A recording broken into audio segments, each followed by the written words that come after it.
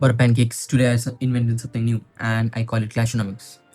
And I suddenly invented it. So hold that thought, just stick around and listen to me. That's what you should be doing.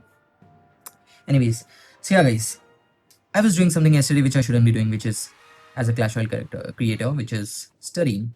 I was studying economics and I as I have an intense disorder which is attention deficit, hold on a second, I was not able to concentrate. So I thought of, yeah, why not open Clash Royale and play some stuff and enjoy our time on Earth, right? So yeah, that's what I tried to do. And bro thinks he's like, bro, you are not you are not that boy, and you are not that guy. Anyways, I was trying to concentrate, but I was not able to. So I opened Clash Royale, I queued up the match, and I went into the game. And now my opponent is literally trying his best to pound my ass, and I just wanted to put down a Mega Knight. So what I did was I waited. I waited for the elixir to become 7 because I was not able to put down the Mega Knight when the elixir was 5. But I was waiting for the thing to become 7. What I noticed was I wanted to put down a Mega Knight, but I was not able to. But the Clash Royale doesn't fucking care that Puru wants to put down a Mega Knight. So yeah, we should allow him to put down a Mega Knight. No, it only cares only when I put down a Mega Knight.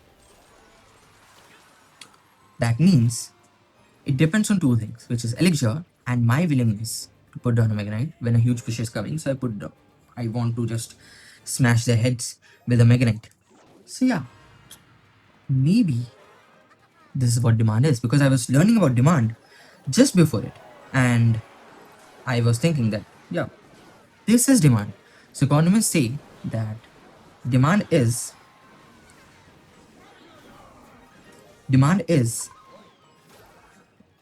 hold on a second, I just want to pound this guy's ass so bad, so fucking bad. I just don't like these players, bro. I just don't like these players.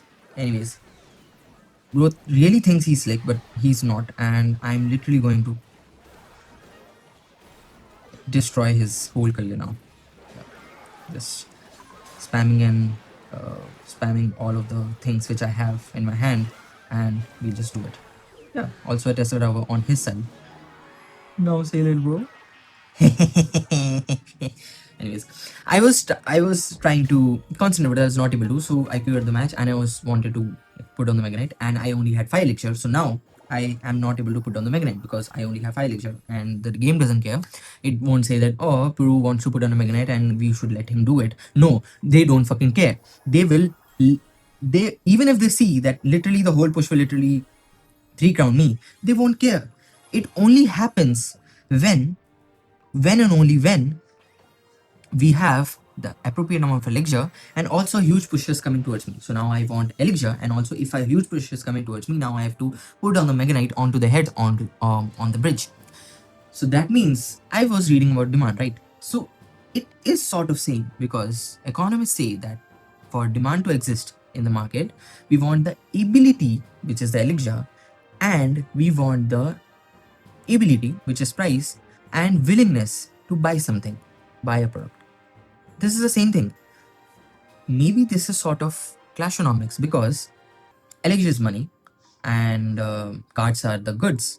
We are the consumers, and Supercell is the producer of the cards, right? So, and the arena is the transaction which is happening. So now I'm thinking this is very true. So we can invent our first law of Clashonomics. Yeah, we can invent first law of Clashonomics, which is when we can only say we have a demand when and only when we have elixir and we have the willingness to pay it. So that is the first law of Clashonomics here, guys. I hope you liked it. Did we 3 count that last guy? I don't remember, but yeah, we also got Ronan. So why not stop? Why stop there, guys? I'm thinking if I can explain demand, I can also explain supply.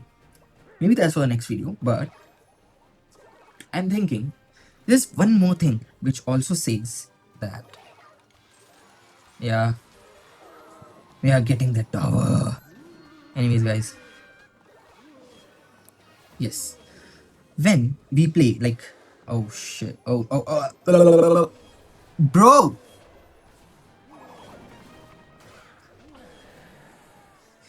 Royal Jung is so fucking broken, bro. I just can't stop it. Anyways, to be honest, I'm yapping too. That's why. Where was I? Where was I? If the skeleton cost 6 elixir, would you want to play it? No. But if the golem cost, which is 8 elixir, suddenly costs 4 elixir, will you not see it literally everywhere in the arena? You will. So that means elixir cost does influence the demand of that card. That means we can draw a graph. Here's the graph. This is the same graph which is used for law of demand. So yeah, I think this can be used as a graph Clashonomics too, because that's the same thing. Elixir and demand for the card to play. Played. Yeah. There's also shift in the graph, which we can talk about. That is that.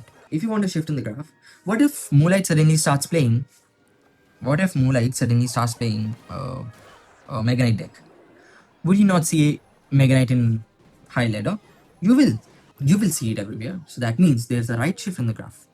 Now, or maybe the card is boosted. Like in this season, we have this card boosted, which is what it is, the P.E.K.K.A. and Boss Bandit and all. So these cards are boosted. So I think that, yeah, that means that the demand of that card increases. So now we have a shift in the graph. That thing is only considered. The elixir thing is not wrong. This is only considered when you know that everything else is constant. There's no boost or there's nothing. But if we casually say that, do you want to play that card or do you want to play that card in the arena, you will only play when you have the elixir, right? So, or that elixir is less. That's why we play cycle cards, because we want to cycle those fast. Obviously, those are played more than Golem, which can only be played which will only be played two times most probably, and they will obviously win the game. So yeah, that's what I was thinking.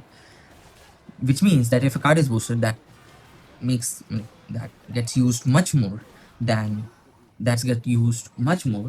any other card. So that means there's a right shift in the graph.